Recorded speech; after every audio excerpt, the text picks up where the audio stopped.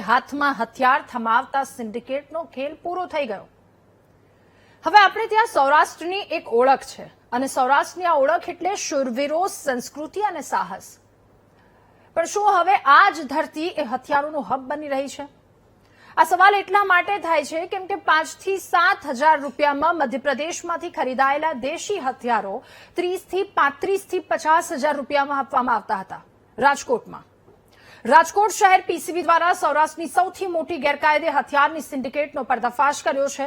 મધ્યપ્રદેશથી રાજકોટ અને સૌરાષ્ટ્રમાં ગેરકાયદે હથિયારો સપ્લાય કરવા આવતા મુખ્ય આરોપી શકીલ મંસૂરી સહિત કુલ 20 આરોપીઓને ઝડપી પાડી 9 દિવસમાં 38 ગેરકાયદે હથિયારો અને 32 જીવતા કાર્ટીસ કબજે કરવામાં આવ્યા છે.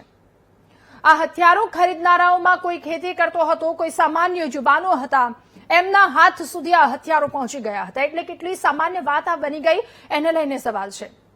અને જો માત્ર એક તપાસમાં આટલી મોટી વાત સામે આવી છે, આટલું મોટું નેટવર્ક બહાર આવી શકે, તો સવાલ એ પણ કે હજુ કેટલા હથિયારો ફરતા હશે.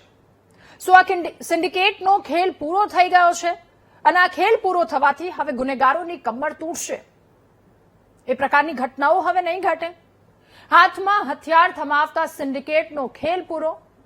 સવાલ એ પણ કે સૌરાષ્ટ્રમાં હથિયારનો વેપાર કરનારાઓ કોણ છે અને એને કયા મોટા માથાઓનો સપોર્ટ મળી રહ્યો છે? આ તમામ સવાલોની સાથે કરીશું મહામંથનનો આ બીજો મુદ્દો.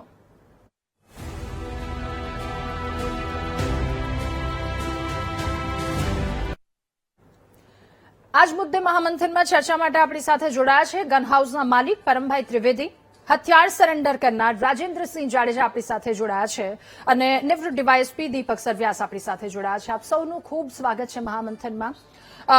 શરૂઆત પરમભાઈ આપનાથી કરવી છે. એક 5000માં ટેકનિકલ થોડી પ્રોબ્લેમ, એમની સાથે એમને ફરી એક વખત ત્યારબાદ સવાલ પૂછીશ, પરંતુ એની પહેલા વાત કરવી છે. રાજેન્દ્રસિંહ, આપની પાસેથી જાણવું સમજવું છે કે હથિયારનો આજના સમયમાં ક્રેઝ કેટલો દેખાઈ રહ્યો છે. યુવાનોના હાથમાં હથિયાર તમે જોવો છો તો બહુ જ ઇઝીલી અત્યારે લોકો પાસે હથિયાર પણ હોય છે. તો આ જે હાથમાં હથિયાર થમાવી દેવામાં આવે છે કેટલું ઘાતક છે? આખી સિન્ડિકેટનો એક પર્દાફાશ થયો છે, એના મુદ્દે આપનું શું કહેવું છે? અને આપે પણ હથિયાર એ સરેન્ડર કરી દીધું છે, તો એની પાછળનો એ વિચાર કયો? નમસ્તે જી.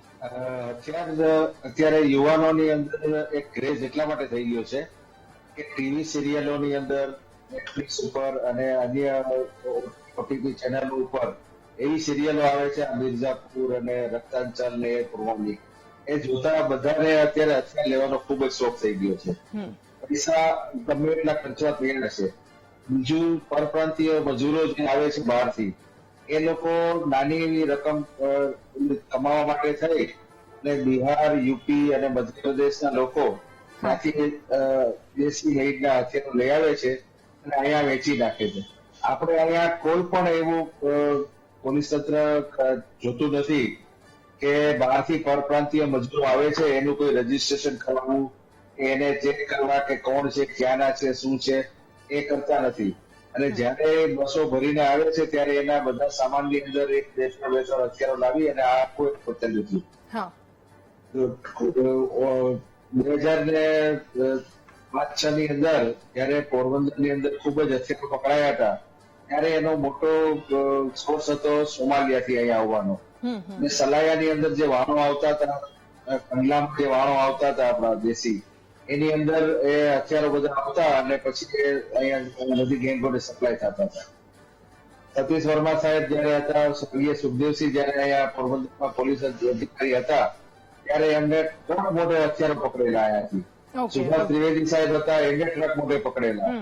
એન્ટી ટેરરિસ્ટ કોડની અંદર અભયસિંહ ચુડાસમા હતા, એને પોરબંદરમાંથી 100 થી ઉપર હથિયારો પકડી અને મોટી આખી એક હથિયારની આખી ચેનલ જે પંજાબથી અહીંયા આવતા હતા હથિયારો, એની પણ પકડેલી છે. એ કેસ હજી ચાલુ છે, એમાં હજી કોઈ સજા નથી. ઓકે રાજેન્દ્રસિંહ, મારો સવાલ આપને એ પણ છે કે તમે હથિયાર સરેન્ડર કર્યું, એની પાછળની કોઈ વાત કે આપણે એક સારો સંદેશ લોકો સુધી પહોંચાડી શકીએ, એક પોઝિટિવ વાત લોકો સુધી પહોંચાડી શકીએ?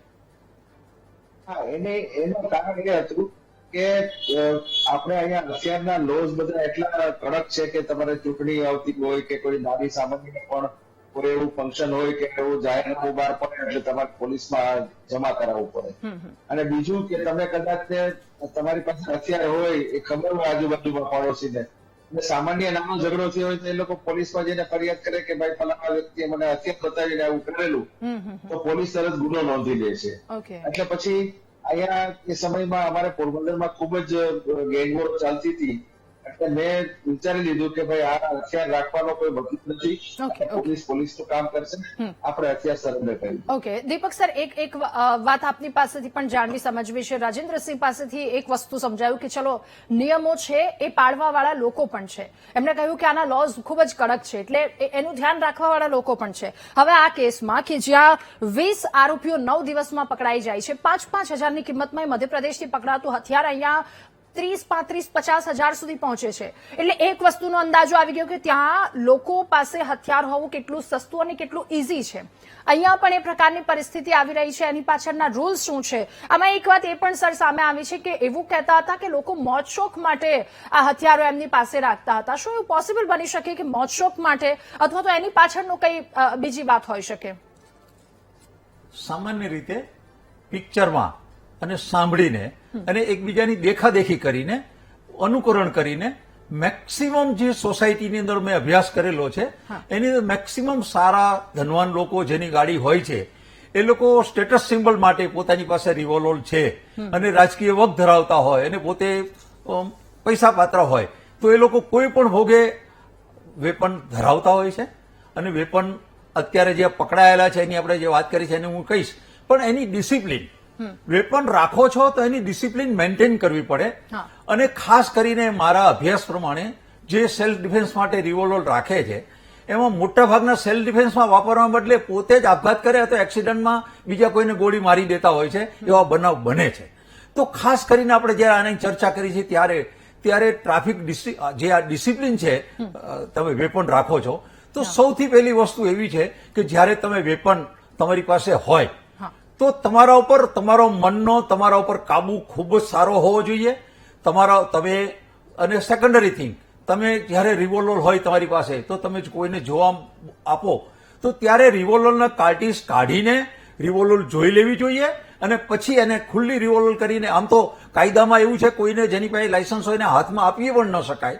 અને ખાસ કરીને ઘણા લોકો એવું સમજતા હોય છે કે જ્યારે પણ રિવોલ્વર કોઈના હાથમાં આવી જાય એમને અજાણતા બી, તો દરેક વ્યક્તિને એવી ક્યુરિયોસિટી હોય છે કે એનો સ્ટાઈગર દબાવી દે, અને સ્ટાઈગર દબાવવાને કારણે અકસ્માત થાય. અકસ્માતનું જે પરિણામ ભોગવાનું થાય એ ભોગવે એને જ ખબર પડે કે અકસ્માતનું કેટલી કોસ્ટ એને ભોગવી છે. એટલે રિવોલ્વરની મેં જોયા છે અને મેક્સિમમ રિવોલ્વરના મેં જે સેલ્ફ રીતે પોતે આપઘાત, જ્યારે માણસનો માનસિક સહનશીલતા ઘટતી જાય તો ત્યારે પોતાની રીતે જ પોતે આપઘાત કરી લીધો હોય છે. એટલે ખાસ કરીને જે વેપન રાખે છે એ લોકોનો મન ઉપર સંયમ અને એને સારી ટ્રેનિંગ અને ખૂબ જ શિસ્ત રીતે એને રાઇફલ કે રિવોલ્વર પોતાની પાસે રાખવી જોઈએ. ઓકે પરમભાઈ, હવે એક સ્ટેટિસ્ટિક આપની પાસેથી એક ગણિત સમજવું છે કે 5,000માં એ મધ્યપ્રદેશમાં મળતી ગન અહીંયા 30 થી 35,000માં 50,000 સુધી લોકો ખરીદવા માટે તૈયાર છે. આ ક્રેઝ પાછળની એ શું વાસ્તવિકતા હોઈ શકે? અને જ્યારે લોકો એક વ્યક્તિ હથિયાર લે છે તો એની પાછળના કડક લો, એ કેટલાક કડક નિયમો હોય છે કે જેનું પણ પાલન કરવું આવશ્યક છે. તો આ બધી વસ્તુ, એની પાછળનું ગણિત આપની પાસેથી સમજવું છે કે આટલું ઇઝીલી અવેલેબલ અને એ પણ રાજકોટમાં આ વિસ્તારમાં કેવી રીતે હોઈ શકે? હેલો એવરીબડી, જ્યાં સુધી મને ખબર છે ત્યાં સુધી લાયસન્સ માટે એક બહુ ટીડિયસ પ્રોસેસ છે કે એનો ક્રાઇટેરિયા, એમનું જે પોલીસનું વેરિફિકેશન આવે છે, that is a very hard process to go through. તો પછી જ્યાં સુધી અમને આઈડિયા છે ત્યાં કોઈને પણ બી એટલા ઇઝીલી લાયસન્સ અવેલેબલ નથી થતા. ગન્સનું બી લેવું એટલું જ ઇમ્પોર્ટન્ટ છે કે ગન્સ જે પણ બી આવે છે એ લાયસન્સમાં એમાં એ લોકોનો બુલેટ્સનો હિસાબ, જે ગન્સ ક્યાંથી થાય છે એ બધું જ એમાંથી આપે છે. ઓકે, તો એ રજીસ્ટર અને એ બધી વસ્તુ જ્યારે તમે કોઈકને એ પરવાનગી આપો છો અથવા તો એમના સુધી હથિયાર પહોંચે છે તો પછી એ મેચ કેવી રીતે કરે છે બધી જ વસ્તુ? સોરી, એટલે જે લોકો અમારી પાસેથી લે છે એ લોકોનું તમે કહો છો? જી જી જી, એમની લીગલ વે થી લે છે. યસ, જે લીગલ વે થી લે છે એમાં એ લોકોના લાયસન્સમાં બધું જ લખેલું આવે છે, from the model of the weapon, model કયા વેપન કયા મોડલનું છે, કેટલી બુલેટ્સ છે એ લોકોનામાં, અને એ લોકોને એક આખો કોટા આપ્યો હોય ફોર ધ યર એ કેટલી બુલેટ્સ મળે. યુઝ્યુઅલી એક ડેટમાં એક ટાઈમમાં એ લોકો half the amount of bullets, for example જો તમને 100 બુલેટ્સના તમે હકદાર હો તો તમને 50 એક વારમાં રાખી શકો, અને બીજો ટાઈમમાં બાકીના 50 તમે બીજી વારમાં રાખી શકો. એ બધી જ વસ્તુ એના લાયસન્સમાં તમે વેરીફાઈ કરી શકો. That is how the people make sure કે જે લાયસન્સમાં જે દેખાડે છે એ જ વસ્તુ એમની પાસે છે. ઓકે સર, દીપક સર, આ તો લીગલ વે ની આખી વાત થઈ કે પણ હવે સવાલ એ થાય છે કે રાજકોટમાં આપણે જોયું છે હોસ્પિટલની બહાર એ ગોળીબાર કરીને જતા રહેવું, કેટલાય મર્ડરની ઘટનાઓ જોઈ છે. ચલો, એક રેકેટ પર્દાફાશ થયો છે, આખી એક વસ્તુ સામે આવી છે, તો હવે બે સવાલ થાય છે કે શું ગુનાખોરીનો અંત આવશે અથવા તો એ ગુનાખોરી ઘટશે, અને સાથે સાથે એ પણ સવાલ થઈ રહ્યો છે કે જે આટલું ઇઝી જેવી રીતે મળી રહ્યા છે, તો અત્યારે આટલું પકડાયું છે, જો એક વખતની તપાસમાં, તો હજી તો કેટલાય લોકો સુધી આ બધી વસ્તુ પહોંચી હશે, તો એ તપાસ કેટલી ઊંડી કરવાની જરૂર છે? ડિટેક્શન મારી દ્રષ્ટિએ 5% થયેલું છે એવું માનજો. 5% એટલે વધુ કહું છું હું. ઓકે. હજી પણ ઘણા બધા છુપા રુસ્તમો આ સોસાયટીમાં છે, અને ખાસ કરીને મારો અભ્યાસ છે ત્યાં સુધી આપણી દરિયાની બોર્ડર એટલી બધી લાંબી છે, અને આ જે વેપન છે મોટા ભાગના એ બહારથી સ્મિથ એન્ડ વેસન અને વેબલી બે રિવોલ્વરની અંદર આ બે જે બ્રાન્ડ છે એની ખૂબ જ ડિમાન્ડ છે. અને જે 2 નંબરની અંદર જે રિવોલ્વર હોય છે જે ઇમ્પોર્ટેડ, એની કિંમત 10-10, 15-15 લાખ રૂપિયા કિંમત લોકો 2 નંબરના ચૂકવીને લેતા હોય છે એવું મારા અભ્યાસમાં છે. એટલે આવા ઘણા છુપા રુસ્તમો હશે કે જેની પાસે આ વેપન હશે, હજી ડિટેક્ટ નથી થયા, અને એ હજી ભારેલા અગ્નિ નીચે જ બધા સૂતા છે એવું માની લેવાને કારણ છે. આ જે વ્યક્તિ જે વેપનમાં એને આર્મ્સ એક્ટનો કેસ થાય, જામીન ઉપર છૂટી જાય, તો એની જે પૂછપરછ કરવાની હોય, જે આરોપી સપ્લાય કરતો હોય, જ્યારે પકડાય ત્યારે એની ખૂબ જ ઝીણવટપૂર્વક તપાસ કરીને એને પૂછપરછ કરીને એને અગાઉ કોને કોને વેચેલા છે, કોણ કોણ, અને ખાસ કરીને આ જે રિવોલ્વરના જે હોય છે એના કાર્ટીજીસ છે ને એ બજારમાંથી એ લોકો લેવાના હોય છે. તો બજારમાંથી જે વેચાતા હોય અથવા જ્યાંથી મળતા હોય કે મધ્યપ્રદેશમાંથી, ખાસ કરીને ગુજરાતમાં મધ્યપ્રદેશ અને રાજસ્થાનમાંથી કાર્ટીસ લાવે છે. તો આ કાર્ટીસને પણ આપણે એ જ્યાંથી સપ્લાય થતું હોય તો એક નાની ક્લુ મળી જાય, તો જેટલા પાસે રિવોલ્વર 2 નંબરના છે, 2 નંબરના હથિયાર છે, અને ખાસ કરીને મેં જોયું છે ઘણા જ્ઞાતિના સમાજમાં શિકારના શોખ હોય છે, એ શિકારના શોખમાં એ લોકો 12 બોર લાયસન્સ 12 બોર પણ પોતે વસાવે છે, અને એ લોકો શિકાર કરીને કરતા હોય છે. એવા ઘણા બધા ગુનાઓ પણ દાખલ થયેલા છે ગુજરાતમાં. એટલે આ બધાને ડિટેક્ટ કરવા જોઈએ. સારા સમાજની રચના કરવા માટે, સારા સમાજને તૈયાર કરવા માટે આવા લોકોને નેસ્ત નાબૂદ કરીને, એટલે જેલમાં મોકલીને એ લોકોને સજા કરાવવી જોઈએ કે જેથી આપણે સારા અને શાંત સમાજનું આપણે નિર્માણ કરી શકીએ. ઓકે, પરમભાઈ, એક સવાલ મારે અંતિમ સવાલ આપને એ પૂછવો છે કે આ 20 જેટલા લોકો પકડાયા છે, આટલું ઝડપથી લોકો સુધી પહોંચી રહ્યું છે, એટલે આપણે કદાચ એ કમ્પેર કરી શકીએ કે મધ્યપ્રદેશમાં એ બધી જગ્યા પર જેટલું ઇઝીલી લોકો પાસે આ બધી વસ્તુ મળી જાય છે, શું હવે ગુજરાતમાં પણ મળી રહી છે? તો આ ગુજરાત માટે કેટલું ખતરનાક છે?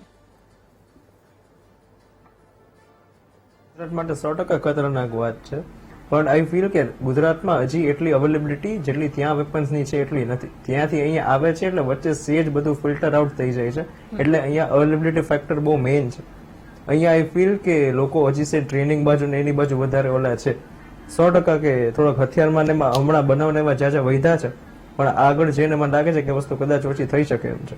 ઓકે, દીપક સર, ખૂબ જ ટૂંકમાં આપની પાસેથી અંતિમ પ્રતિક્રિયા જોઈએ છે. આપે જણાવ્યું કે આ તો માત્ર 5% વાત અથવા તો હકીકત બહાર આવી છે, તો એ માત્ર સૌરાષ્ટ્રની અથવા તો ઓવરઓલ ગુજરાતની પરિસ્થિતિ શું, અને સાથે આપને પણ એ સવાલ કે ગુજરાતની સ્થિતિ કેટલી ઘાતક થઈ શકે જો આટલું બધું ઝડપથી અથવા તો ઇઝીલી મળી જતું હોય? તો ઇઝીલી મળી જવા માટે તમારી પાસે સોર્સ હોવો જોઈએ. તમારી પાસે સોર્સ હોય તો તમે મેળવી શકો, અને મેળવ્યા પછી એનો ઉપયોગ છે એ સમાજમાં બહુ ઘાતક પુરવાર થાય. એટલે આવા જે લોકો ગેરકાયદેસર વેપન ધરાવે છે અને કાયદેસર વેપન ધરાવે છે એમાં પણ ડિસિપ્લિન હોવી જોઈએ. એ લોકોએ બી એ નિયમોનું પાલન કરવું જોઈએ ચુસ્તપણે.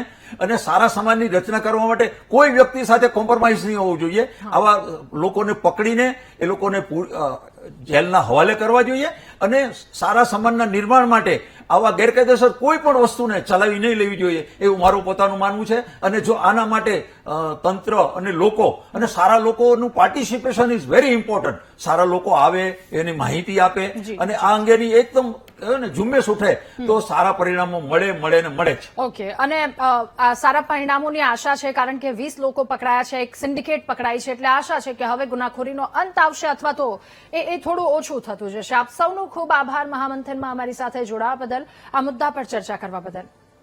અને આ સાથે મહામંથનમાં હાલ બસ આટલું જ. વધુ સમાચાર અપડેટ્સ માટે આપ જુઓ VTV ન્યૂઝ. નમસ્કાર.